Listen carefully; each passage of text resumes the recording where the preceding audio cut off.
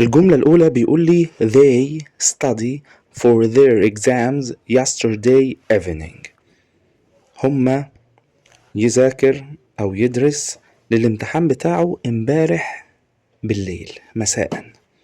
طيب في عندي yesterday لوحدها و yesterday وفترة. يعني ايه؟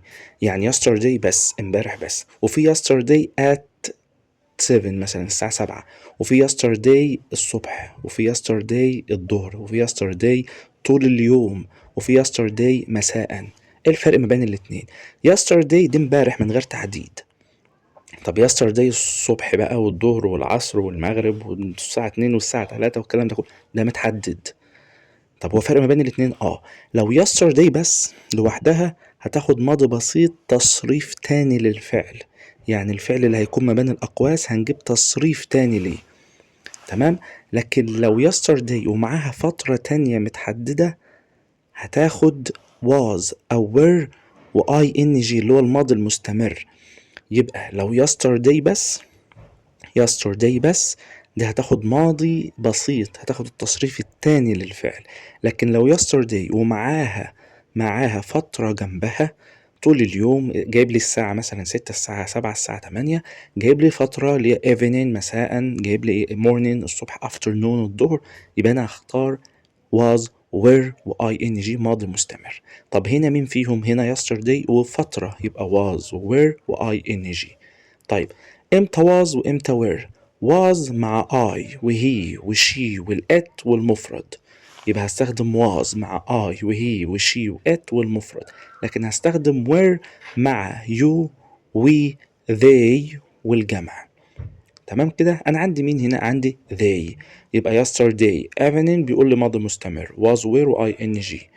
طيب was ولا were؟ لا were. اشمعنى؟ عشان they دي تبع we you they والجمع وبياخدوا were. study هتبقى studying بالاي ان جي، يبقى were studying. دي الاولى. التانية they study for the exam yesterday، نفس الجملة بالظبط بس شال evening، شال المساء. طب هي في فرق؟ yesterday هنا لوحدها تجيب لي التصريف التاني، بس study هتبقى studied والشرح احنا قلناه. تمام. 3 بيقول لي you must. قاعدتي هنا تلقائية، must و mustn't بيجي بعدهم الفعل في المصدر، يعني ما تحطش اي اضافات خالص للفعل. الفعل في التصريف الاولاني في المصدر. جايب لي listening يبقى listen من غير الاي ان جي. ما كملش الجمله، ما تكملش الجمله. طالما في must هتيجي بعدها الفعل في المصدر، mustn't هيجي بعدها الفعل في المصدر. 4 اول كلمه عندي if، دي قاعده. يعني اف قاعدة، يعني أول ما تشوف اف كده دي قاعدة معايا. ايه هي قاعدة اف يا سيدي؟ اللي بيجي معاها بعدها لازق فيها المضارع البسيط وبعيد عنها المستقبل. يبقى لازق فيها كده المضارع البسيط وهتلاقي بعيد عنها المستقبل. ايه هو المستقبل؟ will والمصدر، ولو نفي هيبقى want والمصدر. طيب هو باقي الجملة جايب لي will والمصدر، دي بعيد عنها هي will. ايه اللي هيلزق فيها؟ المضارع البسيط. طب المضارع البسيط احله ازاي؟ قال لي لو اللي بعد اف اللي بعدها على طول مفرد، الفعل هياخد اس او اي اس او اي اي اس. ولو اللي بعد اف جمع يبقى الفعل هيفضل زي ما هو في المصدر، مش هياخد اي حاجة خالص. طب هنا اللي بعد اف في ايه؟ في شي، يبقى مفرد، والمفرد بيحب الاس، ياخد الاس معاه، يبقى feel هتبقى feels. يبقى قاعدة اف مالها؟ قاعدة اف قال لي قاعدة اف بيجي بعدها المضارع البسيط لازق فيها وبعيد عنها المستقبل. طيب هنا طالب القريب ولا البعيد؟ لا، اللي لازق فيها القريب، يبقى القريب هيكون مضارع بسيط. لو مفرد هنزود اس، ولو جمع مش هنزود حاجة. هنا شي مفرد فهتاخد الاس يبقى feels.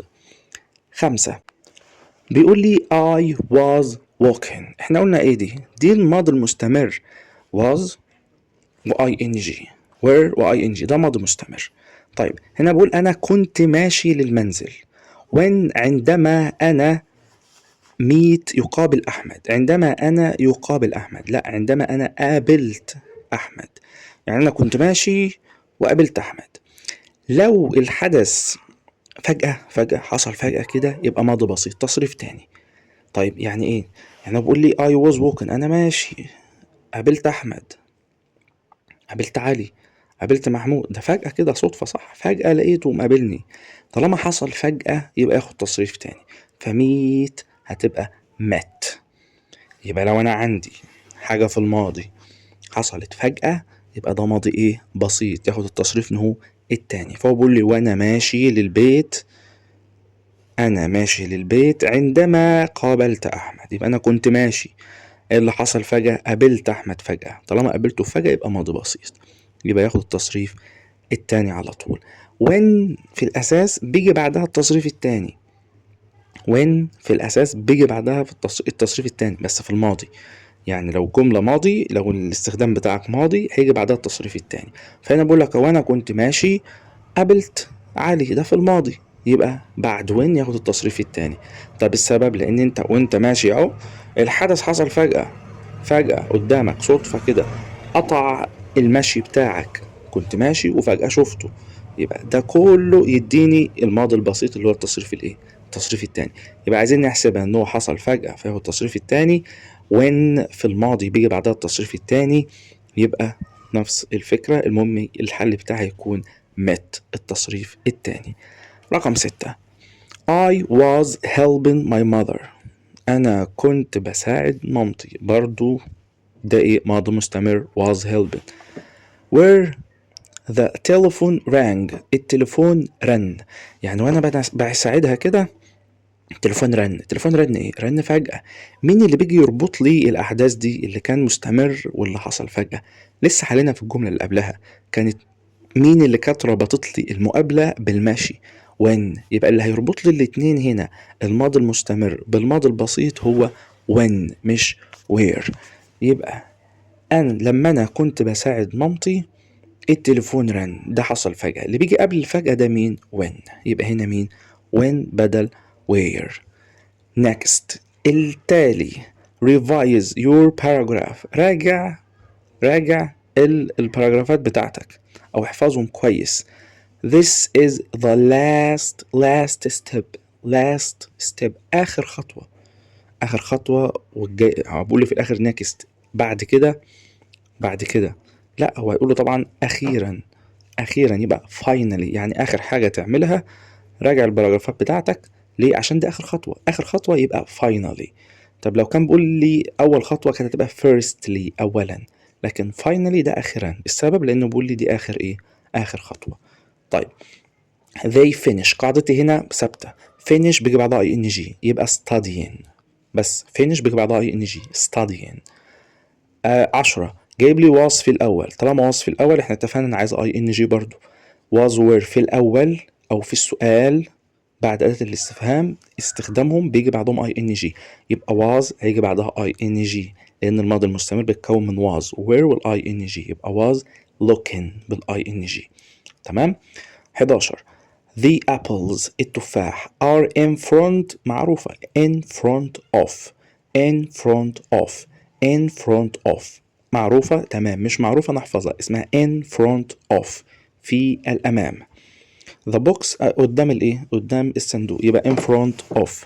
بعد كده 12 we saw turtles، احنا شفنا turtles السلاحف، pelicans البجع، but lizard ولكن lizard اللي هما الايه؟ السحالي. ولكن السحالي لا، ولا والسحالي كمان، والسحالي بيقول لي when we went عندما نحن ذهبنا wildlife watching لمشاهدة الحيوانات الايه؟ الحيوانات البرية، عشان نشوف هناك الحيوانات البرية. طيب انت بتقول لي التيرتلز والبيليكانز والسحالي كمان، وي يبقى وي يعني and مش but، يبقى شفنا دول، والسحالي كمان يبقى and مش but. 13 you mustn't انت لا يجب عليك be quiet تكون هادئ in a hospital في المستشفى. ما ينفعش تكون هادي في المستشفى، لا طبعا انت لازم تكون، يبقى must، لازم must، لازم تكون هادي في المستشفى. 14 if you go to bed late، if you go to bed late لو انت ذهبت الى السرير متأخر، لو رحت تنام متأخر. طيب احنا اتفقنا ايه اللي بيلزق في اف وايه اللي بيبعد عن اف؟ اللي بيلزق في اف المضارع البسيط. طب البعيد عنها will والمصدر، او won't والمصدر المستقبل. هنا جايب لي not دي معناها نفي، يبقى مش عايز will وعايز won't. يبقى معنى الجملة التانية you won't get up early، انت مش هتلحق تصحى بدري، انت مش هتعرف تصحى بدري. يبقى لو نمت متأخر مش هتصحى بدري. يبقى if you go to bed late tonight، دي قاعدة if بعدها مضارع بسيط لازق فيها بعيد عنها بيكون المستقبل will أو won't، هنا عايز نفي يبقى won't. 15 what are you doing yesterday morning، ماذا تفعل امبارح الصبح؟ احنا قلنا في امبارح وفي امبارح وفترة. امبارح ماضي بسيط، امبارح وفترة ماضي مستمر. طب والماضي المستمر بياخد ار؟ لا، بياخد was و were. طب امتى was وامتى were؟ was مع I he وشي وات. طب were مع we ويو وthey. طب انا عندي you يبقى تاخد were، يبقى what were. طب اللي بعدها what do you do yesterday هنا لوحدها، ماذا فعلت امبارح لوحدها. طالما لوحدها يبقى ينفع was were و ing؟ لا، was were و ing ما ينفعوش هنا. طيب ايه اللي هينفع؟ قال اللي بيجي بقى مع yesterday هو did، يبقى اللي يجي هنا مين؟ did، يبقى what did you do yesterday. طيب 17 علي doesn't لا studying بالاي ان جي، خلي بالك اي ان جي يبقى عايزه حاجه قبلها اي ان جي بتاخد اي ان جي. at 8 last night، 8 الساعه 8، last night الليله السابقه اللي هي امبارح. امبارح والساعه، امبارح وساعه، ده امبارح وساعه، يبقى ده ماضي مستمر، والماضي المستمر بيتكون من was و were و ing، يبقى ما تنفعش doesn't، هتبقى لا اما wasn't لا اما weren't عشان النفي. علي ده مفرد اصلا صح، احنا قلنا I وهي وشي وات والمفرد هياخد was، بما ان نفي يبقى wasn't مكان doesn't. طيب نيجي بعد كده this book is not funny quiet، حلو قوي. هنا عندي قاعدة جديدة، قاعدة جدا، يعني اللي انت بتوصف الحاجة بالدرجة بتاعتها، يا ترى جدا ولا وحشة قوي ولا نص نص ولا الكلام ده كله. عندي 5 حاجات so و very، دول جدا جدا، يعني لو قلت so happy يعني سعيد جدا، very happy يعني سعيد جدا برضو. تمام. عندي quiet الى حد ما، مش قوي، يعني ايه quiet الى حد ما كده. عندي really برضو ضعيفة شوية. فالترتيب بتاعهم اول حاجة so و very، دول اجمد حاجة. so very جدا جدا جدا. بعد كده في quiet يعني يعني شوية كده شوية الى حد ما. عندي really دي ضعيفة شوية فيهم خالص، يعني دي اضعف واحدة في اللي احنا قلناهم. وعندي at all يعني صفر، ده مفيش خالص، ده مفيش، يبقى دي أضعف واحدة فيهم at all. يبقى so و very جدا، quiet إلى حد ما، really يعني شوية، لكن at all دي منفية، نفي، ده عايزة نفي، حاجة ما بتحصلش. تمام. طيب هنا بقى بيقول لي ان at all بتيجي مع النفي، يعني لو لقيت الجملة منفية زي اللي قدامنا دي is not، لو لقيت doesn't، لو لقيت aren't، لو لقيت wasn't، لو لقيت نفي محتاجة at all. تمام. يبقى محتاجة مين؟ at all على طول. يبقى at all أولا هي اللي بتيجي في الآخر، يعني هي هتيجي في الآخر خالص. يعني لو طلب منك لما تلاقيه quiet أو very أو so أو really أو واحدة من دول، اعرف إن ده القاعدة، هو عايز واحدة من الخمسة. so very quiet really at all. عندي هنا طالب نفي، في نفي وفي الآخر، مين اللي بيجي مع النفي وفي آخر الكلام؟ هو at all. يبقى ملحوظة كده at all بتيجي في الجمل المنفية وبتيجي في الآخر.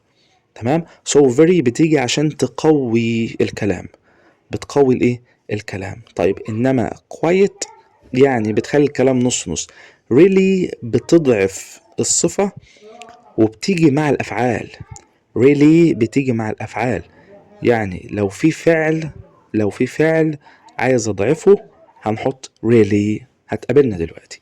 طيب 20 they like reading، هم بيحبوا القراءة، وحاطط لي كوما and they don't like swimming، بيحبوا حاجة وما بيحبوش حاجة تانية يبقى but. لكن يبقى هم بيحبوا القراءة but لكن they don't like swimming ولكن ما بيحبوش مين swimming السباحة.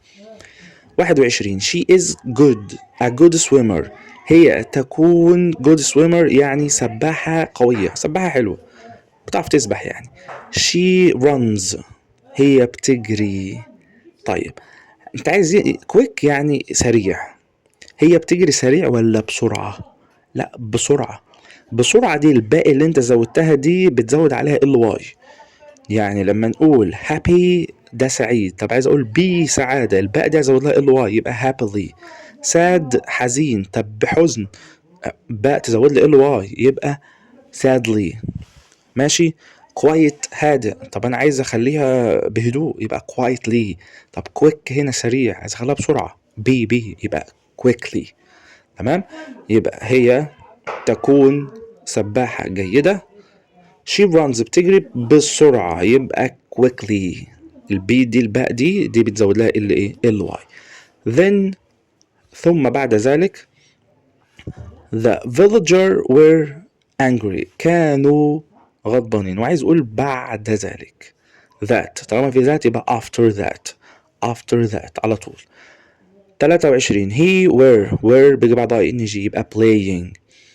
he felt ill 24 he felt ill هو شعر بالتعب so لذلك he ate too much food so لذلك أكل الكثير من الأكل. لا هو شعر بالتعب لأنه أكل الكثير من الأكل يبقى because لأنه.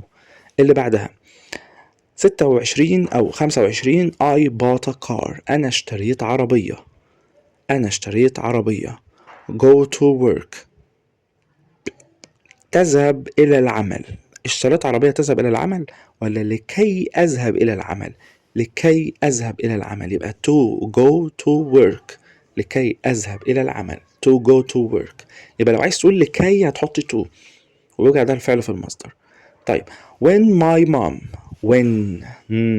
when مالها when دي عندما لو هنتكلم في الماضي هنجيب بعدها ماضي تصريف تاني على طول. طب تعال نشوف when my mom عندما أمي shouts يعني بتصرخ بتزعق. I was sleeping أنا كنت نايم مستمر عادي كده وفجأة حصل الصريخ حصل فجأة والفجأة ياخد ماضي بسيط. ده حل التاني إن وين في الماضي ما هو ماضي وأنا كنت نايم طالما في الماضي يبقى برضه تاخد التصريف الإيه التاني يبقى عندي الحلين. طيب هو كان نايم إيه اللي حصل فجأة؟ لا صريخ يبقى shouted بالإيدي ده الماضي.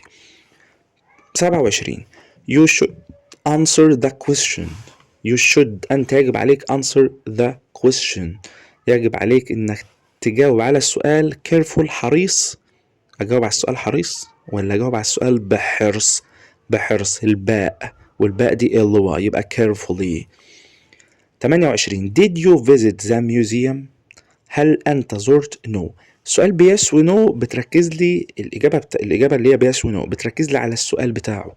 يعني مثلا no I السؤال كان بإيه؟ بداية السؤال بتاعي أول كلمة اسمها did يبقى الرد بديد. يعني إيه؟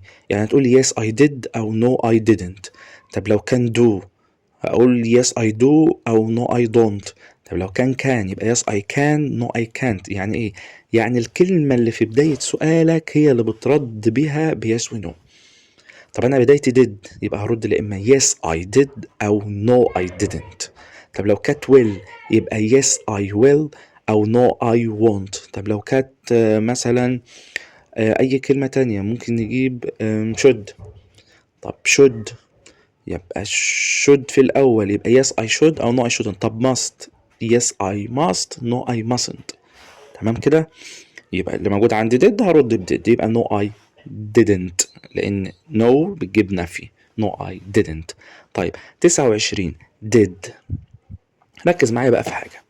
احنا اتفقنا ان الماضي بياخد التصريف مين التاني إلا خلي بالك من إلا دي لو في did و didn't احنا قلنا must و mustn't بيجي بعدهم الفعل في المصدر. did و didn't وجودهم في الجملة فعل مصدر. يعني did و didn't لما تلاقيهم في جملة تيجي في فعل مصدر. did you had لأ، did ما بتقبلش غير الفعل المصدر، يبقى have. تمام. يبقى اللي بعدها 30. No I am not doing my homework yesterday evening ده امبارح بالليل، ده متحدد يا سيدي، ده ماضي متحدد، يبقى ماضي مستمر. yesterday لوحدها ماضي بسيط، yesterday وفترة يبقى ماضي مستمر. ماضي المستمر ده عايز was were، ايه دخل ام في الموضوع؟ لا انا عايز لا اما was لا اما were. طب هو جايب نفي يبقى لا اما wasn't لا اما weren't. طب هو جايب له I وهي وشي وات ياخدوا was، يبقى I wasn't مش am not، لا I wasn't. السبب لان yesterday evening ده ماضي مستمر. طيب بعد كده 31. if I am hungry. if القريب منها مضارع بسيط، طب والبعيد؟ البعيد يبقى will. طيب عايز نفي will ولا عايز want؟ لا عايز will عادي. يبقى لو انا جعان هاكل وجبة خفيفة كده، صح؟ يبقى I will eat خلي بالك عشان بيجي بعدها الفعل في المصدر. يبقى F اللي لازق فيها على طول جنبها على طول كده يبقى المضارع البسيط. طب والبعيد عنها لا اما will لا اما want. عايز هنا اثبات اهو، انا هاكل يبقى I will eat. 32. I visited my friend if I have time. جايب لي if في النص، انا هزور صديقي لو انا عندي وقت. if I have time اللي بيلزق في if المضارع البسيط والبعيد عنها will والمصدر، يبقى will visit زي اللي فوق بالظبط، بس انا حاطط لي if في النص، ما تفرقش في الاول في النص، اللي جنبها مضارع بسيط واللي بعيد عنها will والمصدر او want والمصدر. هنا جايب اثبات عادي اهو، يبقى اقول will. لو كان عايز يقول لي لا يبقى اكتب want، يبقى will visit. 33. They teach their monkeys different tricks. بقول هنا هما بيعلموا القرود بتاعتهم different tricks يعني خدع مختلفة. طيب المفروض هنا مفيش زمن، يعني المفروض مش محدد لي زمن، واحنا بنتعامل مع الجمل اللي مفيش فيها زمن انها مضارع، يعني المفروض الحل يفضل زي ما هو صح teach، المفروض يكون teach. بس لو تعاملنا كمضارع يبقى الحل بتاعي يكون teach، بس هو جايبه له غلط يبقى مش عايز المضارع، يبقى عايز الماضي، يبقى هم علموهم يبقى taught. تمام، لكن المفروض يكون حاطط زمن للماضي yesterday او حاجه زي كده عشان يعرف ان الجمله ايه ماضي. 30 جايب لي you must بعدها الفعل في المصدر يبقى brush، فعل في المصدر يبقى brush. ماشي. بعد كده my aunt عمتي او خالتي went to Cairo ذهبت الى القاهرة for visit a friend وعايز اقول هنا يزور صديق يبقى لكي تزور يعني لكي to يبقى to visit. طيب بيقول لي finally اخيرا اخر حاجة you boil the water بتغلي المية next وبعد كده. ازاي اخيرا وتقول لي وبعد كده؟ لا يبقى اولا اعمل كذا وبعد كده اعمل كذا. انا قلت هنستخدم finally لو قال لك the last step اخر حاجة خالص هستخدم فيها final لما يقول لي ان ده اخر حاجة، لكن يقول لي لسه هعمل كذا لا يبقى ما ينفعش. يبقى first اولا you boil the water يعني تعمل ايه؟ هتعمل المية تسخن المية او تغليها. next بعد كده you put noodles وبعد كده تحط مين؟ تحط الاندومي بتاعك والمكرونة بتاعتك. تمام. 37 this toy هذه اللعبة is quite interesting. quite يعني إلى حد ما ممتعة، إلى حد ما خلي بالك هي مش عاجباه قوي، هي إلى حد ما. I like it very much أنا بحبها جدا. أولا quite هتجيب لي الخمسة بتوعي so very و quiet و really وبعد كده مين at all. طيب هو بيقول لك بيحبها جدا، ما تنفعش at all عشان دي بتيجي في النفي وفي الآخر، و really دي اوطى حاجه فيهم اقل حاجه فيهم خالص، لا دي ما تنفعنيش برضو. طيب quiet دي الى حد ما، لا هو بيقول لي جدا، هو بيقول لك بحبها جدا يبقى هو اللعبه ممتعه جدا يبقى very او so. 38 if مالها قاعده if اللي لازق فيها مضارع بسيط والبعيد عنها will والمصدر. هو كاتب لي I will I will. وبقول لك if I go to the supermarket next Friday، لو انا رحت السوبر ماركت الجمعة الجاية I will بيجي بعدها اصلا الفعل في المصدر، يبقى will buy، انا سوف اشتري. تمام، انا سوف اشتري some rice، هشتري بعض الرز. 39 he نقط is traveling to the city when he met his friends. طيب تعال نشوف الجملة دي لان فيها يعني ايه تركايه كده لازم نركز فيها. هو traveling طبعا هو جايب له اي ان جي، فممكن الناس تقول لك از هتبقى واز على طول لان واز وير بيجي بعضهم اي ان جي، بس تعالى نفهمها. to the city هو مسافر الى المدينه، لما سافر المدينه. when he met عندما هو قابل. اولا احنا قلنا when بيجي بعدها الماضي في حالتين، لما يحصل الحاجه فجاه او يكون اصلا الزمن ماضي، وفي الحالتين الزمن كده كده ماضي.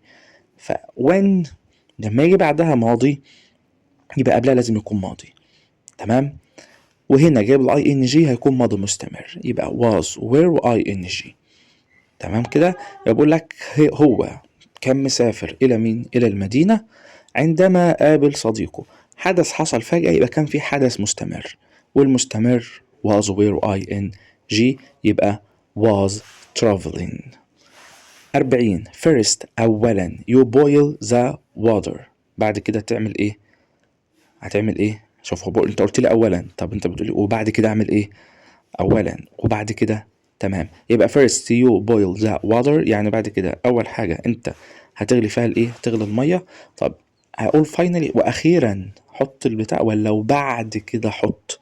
لا وبعد كده يبقى next، التالي next.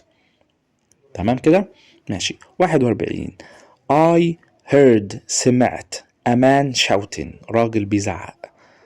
انا سمعت راجل بيزعق. angry غضبان ولا بغضب؟ يبقى بغضب صح، يبقى ايه بغضب دي بي، يبقى الواي على طول، يبقى angrily. بس خلي بالك الواي تقلب اي وبعد كده زود الواي بتاعتك عادي. angrily in the street في الشارع. 42 she نقط be late if the train is delayed.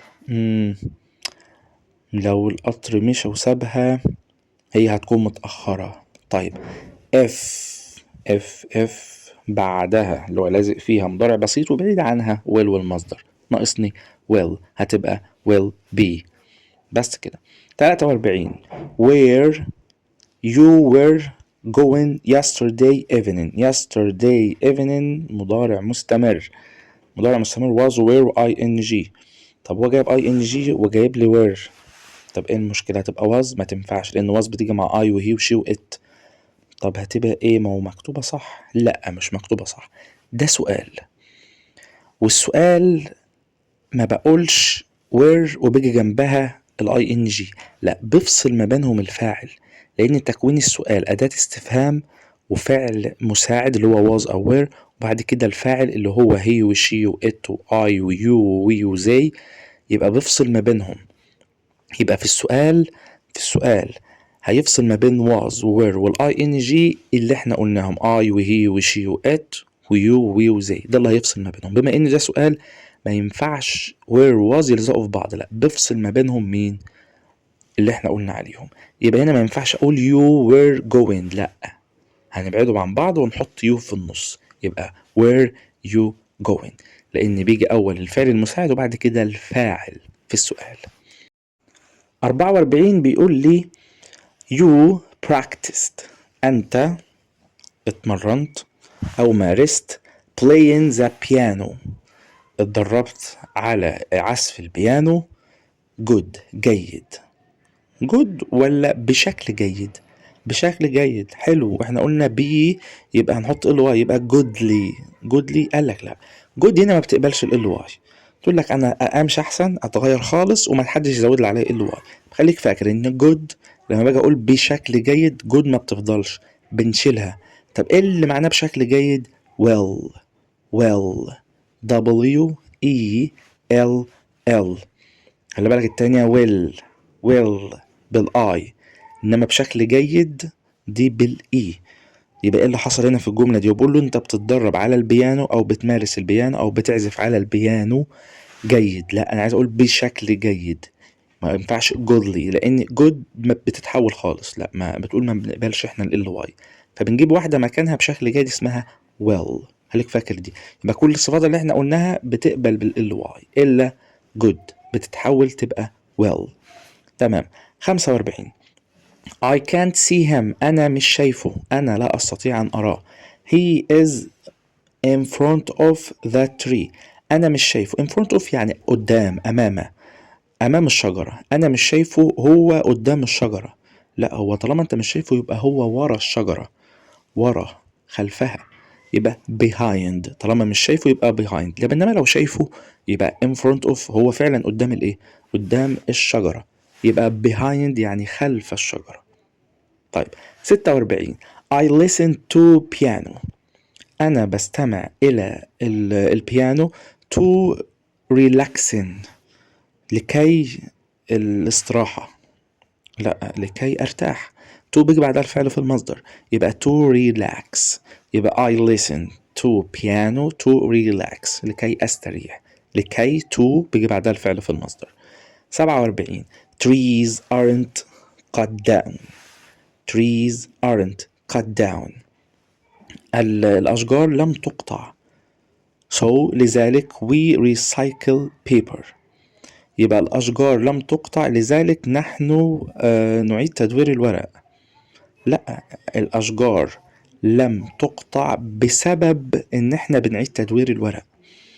يبقى بسبب، يبقى because يبقى the trees aren't cut down بسبب إن إحنا بنعيد تدوير الورق، فعشان كده ما بنقطعش الشجر. يبقى because we recycle paper. 48. the teacher's desk. teacher's desk يعني المكتب بتاع المدرس.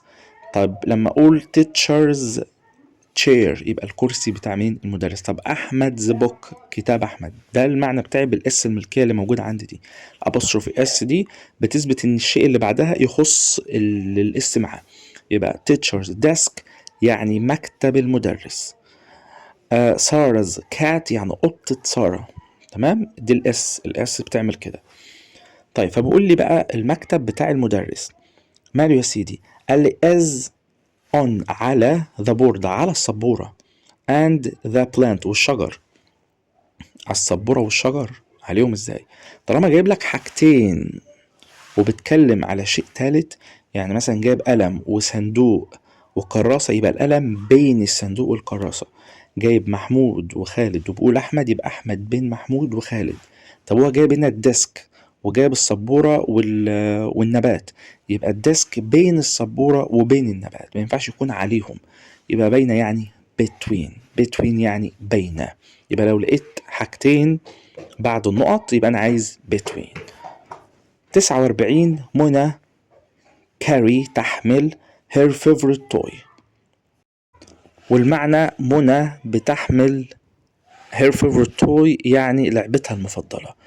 طيب، هنا الزمن مش متحدد، يعني هي محلولة في أسئلة المتميز إن هي carried بالماضي، بس طبعا هو مش محدد لي إن هي زمانها ماضي. يبقى ما ينفعش تكون carried. طالما الجملة مش متحددة فاحنا بنخليها مضارع. يبقى carried هيقول لي في الآخر yesterday. طب هي كده ممكن تمشي معايا مضارع عادي تبقى carries. هنشيل الواي ونحط IES بشكلها المضارع. يبقى لو المعنى مضارع هتبقى carries IES. لكن لو ماضي لازم يحدد لي ان هي ماضي، فيقول لي yesterday or last week، هيقول لي كلمة ago في الموضوع او كده. لكن منى يبقى متعودة ان هي تشيل الشنطة بتاعتها أو تشيل اللعبة بتاعتها أو تشيل الكتاب بتاعها. ده في العادي، ده في العموم يبقى المفروض تكون مضارع. يبقى عندي carries IES في حالة إن الجملة هتكون مضارع بالشكل ده، المفروض تكون كده. على الحل اللي هم عاملينه هنا معانا يبقى المفروض إن كان يكون في تحديد أكتر، إن يكون مكتوب yesterday فتبقى carried بالإيدي. 50. شيماء at all بتيجي فين؟ ده هما very و so و quiet و really و at all. طب at all بتيجي في النفي وبتيجي في الآخر، وهي غلط عشان كده. طيب enjoy يستمتع، يستمتع ده فعل، الوحيدة اللي فيهم بتيجي مع الأفعال هي really. يبقى لو جاب لي جملة زي دي فيها واحدة من دول، واحدة من الخمسة دول، وجايب لي فعل، يبقى really. really